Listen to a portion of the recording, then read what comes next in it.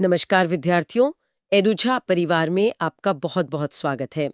अगर आप सीटेट 2026 की तैयारी कर रहे हैं तो आज की ये चर्चा आपके लिए बहुत ही निर्णायक होने वाली है, क्योंकि आज हम बाल विकास और अधिगम यानी सीडीपी के 8 सबसे महत्वपूर्ण मनोवैज्ञानिकों को एक ही जगह समझने वाले हैं, और वो भी इतनी सरल भाषा में कि परीक्षा में प्रश्न देखकर आपका जवाब अपने आप निकल आएगा। ध्यान से सुनिएगा, क्योंकि यहाँ से 15 नंबर सीधे जुड़ते हैं। बिल्कुल। और आज हम सिर्फ सिद्धांतों को रटेंगे नहीं, बल्कि उनके पीछे की जो सोच है उसे समझेंगे। हम ये जानने की कोशिश करेंगे कि ये विचार आए कहाँ से और एक शिक्षक के तौर पर हमारे लिए इनके असल मायने क्या हैं।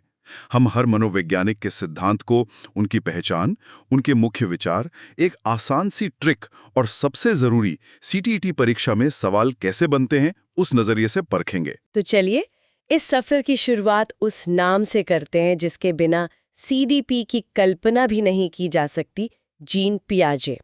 स्विट्जरलैंड के ये मनोवैज्ञानिक वो बच्चों को नन्हे वैज्ञानिक कहते थे।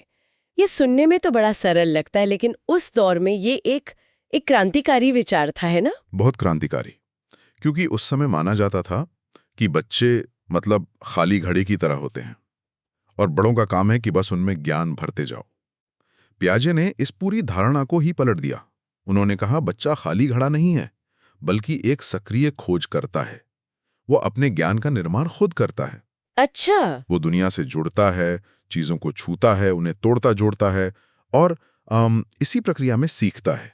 यानी सीखना कोई निष्क्रिय प्रक्रिया नहीं है, बल्कि एक बहुत ही सक्रिय और व्यक्तिगत यात्रा है। जी, इसी को उन्होंने संज्ञानात्मक विकास का सिद्धांत कहा। सही है ना? एकदम सही। और पियाजे के अनुसार ये विकास जो है वो सीखने से पहले होता है। ये एक बहुत ही महत्वपूर्ण बिंदु है जिस पर परीक्षक खास ध्यान देते हैं।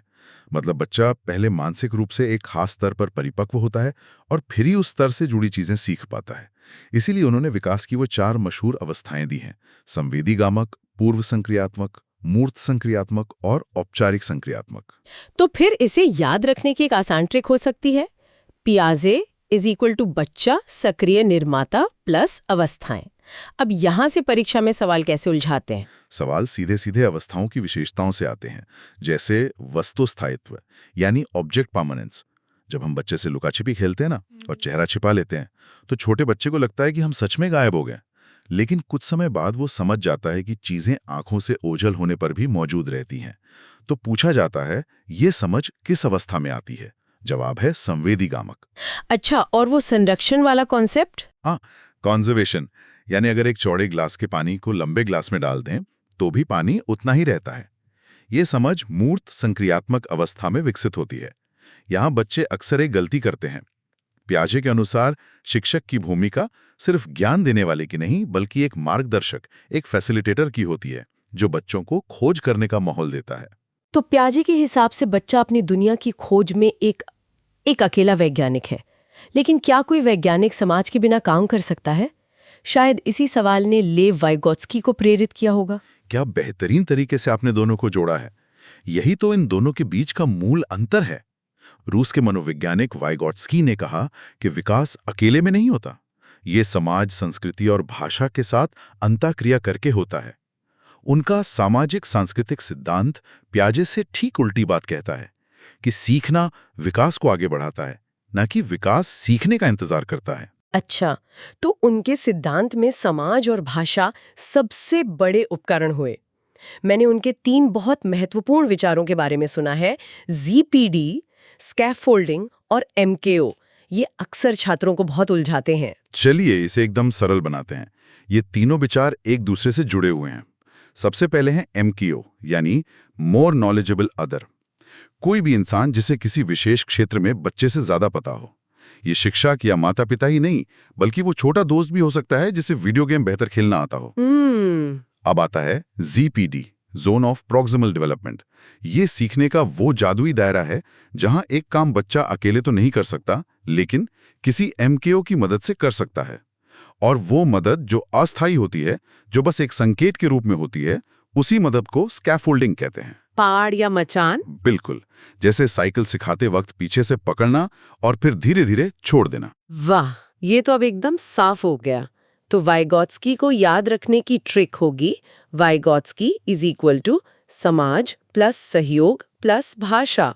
परीक्षा में स्कैफोल्डिंग और जेडपीडी से जुड़े व्यावहारिक प्रश्न ही आते होंगे। बिल्कुल। एक स्थिति दे दी जाती है। एक शिक्षिका बच्चों को पहेली हल करने में मदद करने के लिए उन्हें कुछ संकेत देती है, लेकिन जवाब नहीं बताती। ये वाइगॉत्स्की के अनुसार क्या है? इसका सीधा उत्तर है स्कैफोल्डिंग। और हाँ, पियाजे वाइगॉत्स्की के बीच भाषा पर भी सवाल बनता है। पियाजे के लिए विचार पहले आता है, भाषा बाद में, जबकि वाइगॉत्स्की के लिए भाषा और विचार साथ साथ चलते हैं और भाषा सोच को बेहतर बनाने का एक शक्तिशाली औजार है। तो हमने समझा कि बच्चे कैसे सोचते हैं और कैसे समाज से सीखते हैं, लेकिन उनके व्यक्तित्व और पहचान का विकास कैसे होता है, क्या ये सिर्फ बचपन तक ही सीमित है? शायद यहीं पर एरिक एरिक्सन का काम महत्वपूर्ण हो जाता है। सही पकड़ा आपने। एरिक्सन ने विकास को सिर्फ बचपन तक नहीं बांधा। उनका मनोसामाजिक विकास का सिद्धांत जन्म से लेकर मृत्यु तक, मतलब पूरे जीवन काल को 8 अवस्थाओं में देखता है। और उनकी सबसे खास बात यह है कि हर अवस्था में एक मनोसामाजिक संकट होता है, एक तरह की चुनौती। जब व्यक्ति इस चुनौती को सफलतापूर्वक हल कर लेता है तो उसमें एक सकारात्मक गुण विकसित होता है, और अगर नहीं कर पाता तो एक नकारात्मक भावना रह जाती है। मतलब जीवन चुनौतियों की एक श्रृंखला है। तो इसकी ट्रिक हो सकती है एरिक्सन इज इक्वल टू जीवन की 8 चुनौतियां और पहचान का संकट। सीटेट के लिए कौन सी अवस्थाएं खास है? स्कूल जाने वाले बच्चों से जुड़ी 2 अवस्थाएं परीक्षा के लिए सबसे महत्वपूर्ण हैं।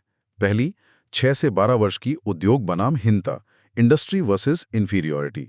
ये वो उम्र है जब बच्चे को अपना बनाया हुआ एक टेढ़ा-मेढ़ा मिट्टी का खिलौना भी दुनिया की सबसे कीमती चीज लगता है। अगर उस कोशिश की तारीफ हो तो उसमें उद्योग यानी मेहनत करने का भाव बढ़ता है, और अगर उसका मजाक उड़ाया जाए तो हीनता की भावना घर कर जाती है। और दूसरी है किशोरावस्था की पहचान बनाम भूमिका भ्रांति, आइडेंटिटी वर्सेस रोल कंफ्यूजन, जहां किशोर ये खोजने की कोशिश करते हैं कि मैं कौन हूं। और जब पहचान बननी शुरू होती है तब सही और गलत के सवाल भी तो खड़े होते हैं। यहीं पे शायद लॉरेंस कोहलबर्ग का सिद्धांत आता है जो नैतिक विकास की बात करता है। बिल्कुल। कोहलबर्ग ने यही अध्ययन किया कि बच्चे सही और गलत का निर्णय लेना कैसे सीखते हैं। उन्होंने बच्चों को हाइंस की दुविधा जैसी कहानियां सुनाई, जहां एक व्यक्ति को अपनी पत्नी की जान बचाने के लिए चोरी करनी पड़ती है, और बच्चों से पूछा कि उसे ऐसा करना चाहिए था या नहीं और क्यों। कोहलबर्ग के लिए हाँ या ना का जवाब महत्वपूर्ण नहीं था, बल्कि उसके पीछे का तर्क महत्वपूर्ण था। ये तो बहुत दिलचस्प है। मतलब नैतिकता के भी स्तर होते हैं। हाँ, इसी तर्क के आधार पर उन्होंने नैतिक विकास के सिद्धांत में 3 स्तर और 6 चरण दिए हैं। हाँ, पूर्व परंपरागत जहां बच्चा सजा या इनाम के आधार पर फैसला करता है, परंपरागत जहां समाज के नियमों के हिसाब से फैसला होता है, और उत्तर परंपरागत जहां व्यक्ति अपने सार्वभौमिक नैतिक सिद्धांतों के आधार पर निर्णय लेता है, भले ही वो कानून के खिलाफ ही क्यों न हो। तो कोहलबर्ग की ट्रिक हुई कोहलबर्ग इक्वल टू नैतिक तर्क के स्तर। परीक्षा में तो कोई स्थिति देके पूछा जाता होगा कि ये किस स्तर का तर्क है। एकदम। जैसे एक बच्चा अपना टिफिन इसलिए शेयर करता है ताकि शिक्षक उसकी प्रशंसा करें। ये परंपरागत स्तर का अच्छा लड़का अच्छी लड़की वाला चरण है। या एक बच्चा इसलिए झूठ नहीं बोलता क्योंकि उसे डांट पड़ने का डर है। ये पूर्व परंपरागत स्तर का दंड और आज्ञाकारिता वाला चरण है। क्या हो रहा है ये उतना जरूरी नहीं, असली चीज है व्यवहार, जिसे हम देख और माप सकते हैं। और इस दुनिया के प्रमुख विचारक थे बीएफ स्किनर। अपने व्यवहारवाद का सार बता दिया। स्किनर का सिद्धांत है क्रिया प्रसूत अनुबंधन या ऑपरेंट कंडीशनिंग। इसका सरल सा मतलब है कि व्यवहार को उसके परिणाम नियंत्रित करते हैं। अगर किसी व्यवहार का परिणाम अच्छा होता है, जिसे हम पुनर्बलन या रीइंफोर्समेंट कहते हैं, तो उस व्यवहार के दोहराए जाने की संभावना बढ़ जाती है। और अगर परिणाम बुरा होता है यानी दंड, तो वो व्यवहार कम हो जाता है। तो सीधी सी बात है, स्किनर इज इक्वल टू परिणाम से व्यवहार, मतलब पुरस्कार या दंड। कक्षा में तो इसका बहुत इस्तेमाल होता होगा। ये किसी बुरी चीज को हटा लेना है ताकि अच्छा व्यवहार बढ़े। जैसे अच्छा काम करने पर बच्चे को अतिरिक्त होमवर्क से छूट दे देना। व्यवहारवाद में ही एक और बड़ा नाम है इवान पावलोव का, जिनकी कहानी एक कुत्ते, एक घंटी और लार से जुड़ी है। हाँ, और उनकी खोज तो एक संयोग थी। पावलोव तो कुत्तों पर पाचन का अध्ययन कर रहे थे। उन्होंने देखा कि उनका कुत्ता सिर्फ भोजन देखकर ही नहीं, बल्कि उनके आने की आहट से ही लार टपकाने लगता था। यहीं से शास्त्रीय अनुबंधन या क्लासिकल कंडीशनिंग का सिद्धांत निकला। सीखना साहचर्य मतलब एसोसिएशन या जुड़ाव के माध्यम से होता है। एक तटस्थ चीज जैसे घंटी को जब बार बार एक स्वाभाविक चीज जैसे भोजन के साथ जोड़ा गया तो कुछ समय बाद सिर्फ घंटी की आवाज से ही लार आने लगी। इसकी ट्रिक तो सबसे मजेदार है। पावलोव, घंटी बजी, लार आए। ये तो बिल्कुल वैसा ही है जैसे स्कूल की आखिरी घंटी बजने पर अपने आप खुशी महसूस होती थी। भले अगला पीरियड मजेदार ही क्यों ना हो, वो घंटी छुट्टी के साथ जुड़ गई थी। आपने एकदम सही उदाहरण दिया। यह सिद्धांत कक्षा में हमारी भावनात्मक प्रतिक्रियाओं को समझाता है। कई बच्चों को गणित से डर लगता है, शायद इसलिए क्योंकि कभी उस विषय में उन्हें डांट पड़ी थी और उनका गणित का जुड़ाव एक बुरे अनुभव से हो गया है। एक अच्छा शिक्षक इसी सिद्धांत का उपयोग कक्षा के प्रति सकारात्मक भावनाएं पैदा करने के लिए कर सकता है। लेकिन क्या हम सिर्फ पुरस्कार, दंड या जुड़ाव से ही सीखते हैं? अगर ऐसा होता तो हम अखबार पढ़कर या टीवी देखकर कुछ नहीं सीख पाते। शायद इसी कमी को एल्बर्ट बंडूरा ने पूरा किया। बिल्कुल, यहीं पर बंडूरा का सामाजिक अधिगम सिद्धांत आता है, जो व्यवहारवाद और संज्ञानात्मक मनोविज्ञान के बीच एक पुल बनाता है। बंडूरा ने कहा कि सीखना केवल प्रत्यक्ष अनुभव से नहीं होता, बल्कि दूसरों को देखकर, उनका अवलोकन करके और उनका अनुकरण यानी मॉडलिंग करके भी होता है। उनके प्रसिद्ध बोबोडॉल प्रयोग ने दिखाया कि जिन बच्चों ने एक वयस्क को गुड़िया के साथ आक्रामक व्यवहार करते देखा, उन्होंने भी वैसा ही किया। यानी हम देखकर भी सीखते हैं। तो बंडूरा की ट्रिक हुई, बंडूरा इक्वल टू देखना सीखना। परीक्षा के लिए शिक्षक और माता पिता का मॉडल होना क्यों महत्वपूर्ण है? परीक्षा में यही पूछा जाता है। शिक्षक और माता पिता बच्चों के लिए एक बहुत महत्वपूर्ण मॉडल होते हैं, क्योंकि बच्चे अनजाने में भी उनके व्यवहार को अपनाते हैं। अगर शिक्षक शांत और धैर्यवान हैं, तो बच्चे भी वैसा सीखते हैं। बंडूरा ने एक और महत्वपूर्ण विचार दिया, आत्म प्रभावकारिता यानी सेल्फ एफिकेसी। किसी काम को सफलतापूर्वक करने की अपनी क्षमता में विश्वास। यह भी परीक्षा में पूछा जाता है। बंडूरा ने हमें सिखाया कि हम दूसरों से सीखते हैं। हमारे अंतिम मनोवैज्ञानिक जेरोम ब्रूनर इन सभी विचारों को वापस कक्षा में लाते हैं और पूछते हैं, हम सीखने को इस तरह कैसे डिजाइन कर सकते हैं कि वह बच्चों के लिए अर्थपूर्ण हो? सही कहा। पियाजे की तरह ब्रूनर भी एक रचनावादी थे, लेकिन वो ज्यादा व्यवहारिक थे। उनका सिद्धांत है खोज या अन्वेषण द्वारा सीखना, डिस्कवरी लर्निंग। उनका मानना था कि शिक्षक को बच्चों के सामने तैयार जवाब नहीं परोसने चाहिए, बल्कि ऐसा माहौल बनाना चाहिए जहां बच्चे खुद खोज करके सीखें। उन्होंने ज्ञान को प्रस्तुत करने के 3 तरीके बताए, क्रियात्मक, दृश्यात्मक और प्रतीकात्मक। इनएक्टिव, आइकॉनिक और सिंबॉलिक। हाँ, यानी करके सीखना, फिर चित्र देखकर सीखना और अंत में संकेतों या भाषा से सीखना। तो ब्रूनर की ट्रिक है, ब्रूनर इज इक्वल टू खोज करके सीखना प्लस EIS। उनके सर्पिल पाठ्यक्रम या स्पाइरल करिकुलम का विचार भी बहुत प्रसिद्ध है। और ये सीटेट के लिए बहुत महत्वपूर्ण है। सर्पिल पाठ्यक्रम का मतलब है कि एक ही विषय को अलग अलग कक्षाओं में बढ़ती हुई जटिलता के साथ बार बार पढ़ाया जाता है। जैसे बच्चे पहले गिनती सीखते हैं, फिर उसी आधार पर जोड़, फिर गुणा और आगे चलकर बीजगणित। इससे ज्ञान की नींव मजबूत होती जाती है। ये तो सच में एक पूरी यात्रा थी, ये समझने की कि एक बच्चा कैसे सीखता है, कैसे बड़ा होता है और कैसे दुनिया को समझता है। हाँ, और अब परीक्षा के लिए 1 मिनट में पूरी चर्चा का सार समझते हैं, ताकि ये दिमाग में अच्छी तरह से बैठ जाए।